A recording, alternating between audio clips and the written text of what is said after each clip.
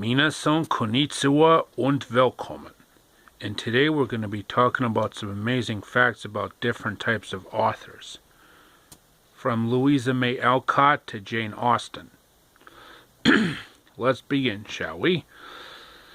In her lifetime, Jane Austen wrote 6 novels.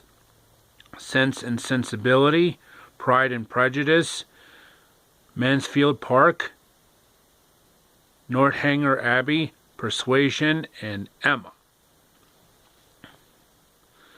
My favorite Jane Austen books are Sense and Sensibility, Pride and Prejudice, and Emma. And 4 of those books were actually published before her death.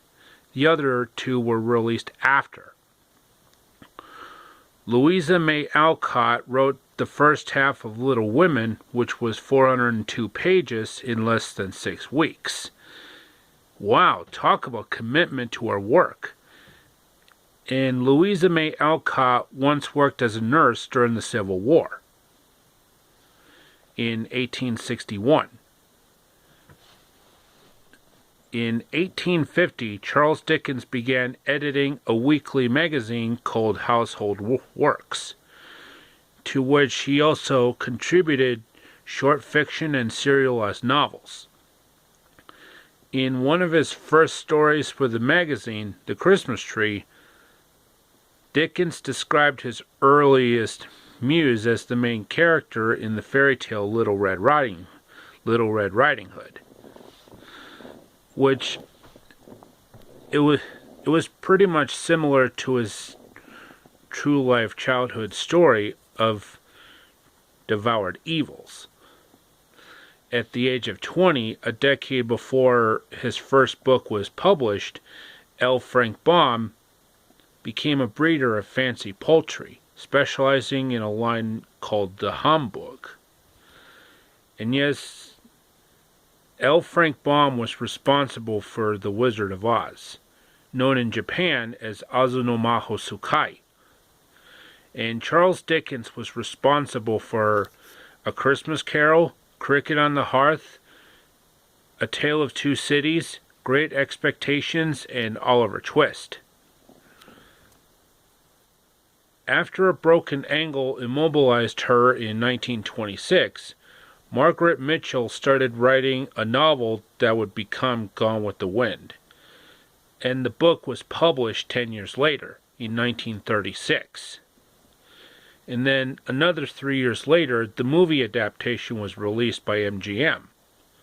Well, technically under, I believe, David O. Selznick's studio at the time. The Brothers Grimm, Jacob and Wilhelm, laid the foundation for and began the work on a humongous German dictionary, which was finished over 120 years later. Talk about commitment to their beloved works. Everything from original stories to their takes on already existing tales, like Cinderella and Sleeping Beauty. And of course, Puss in Boots, known in Mexico as El Gato con Botas. In 1671, Charles Perrault was elected to the Académie Française, which soon sharply divided the dispute between the ancients and the moderns.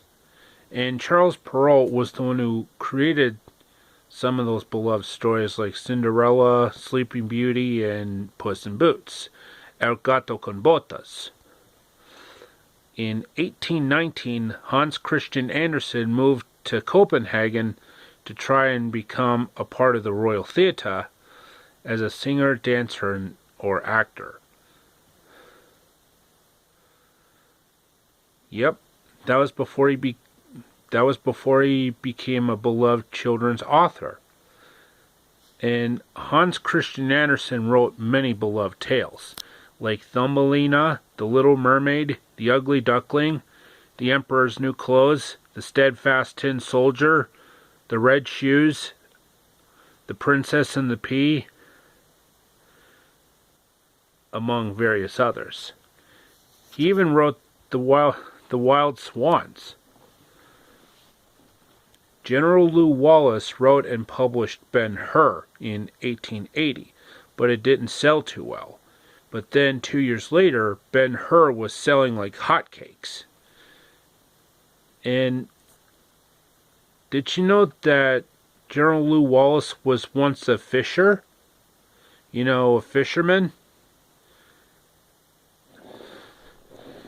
Didn't know that, did you? In 1877, Anna Sewell wrote Black Beauty, her only novel, in her last years of her life, as a plea for more humane treatment of horses. And she died the year after it was published, in 1878, which was 140 years ago. Yep, Black Beauty. Lewis Carroll wrote 11 books on mathematics and 12 works of literary fiction. And two of Lewis Carroll's beloved tales are Alice's Adventures in Wonderland and Alice Through the Looking Glass. And he first told those stories to the girls while they were in a park that one particular day. And those stories have been translated into over 70 languages, like French, German, Japanese, Castilian Spanish, Mexican Spanish, Italian, Mandarin, Cantonese, Korean, Dutch, Norwegian, Finnish, Icelandic, Danish, Swedish, and Brazilian Portuguese. During his career, Carlo Collodi, whose real name was Carlo Lorenzini, became fascinated by the idea of using funny, rascally characters as allegories to his own convictions. And he released his most famous book, The Adventures of Pinocchio, known in Spanish as Las Aventuras de Pinocho, in 1883. Which was 135 years ago. Yep. 1883. Okay, that should be enough for the video for today, folks. I hope you enjoyed it. Like, subscribe, comment. And as always, amigos, au revoir, auf Wiedersehen, sayonara, adios, and arrivederci. And make sure you click that bell icon so you'll get notified when I upload new videos. And I'll be back with another facts video shortly, so stay tuned.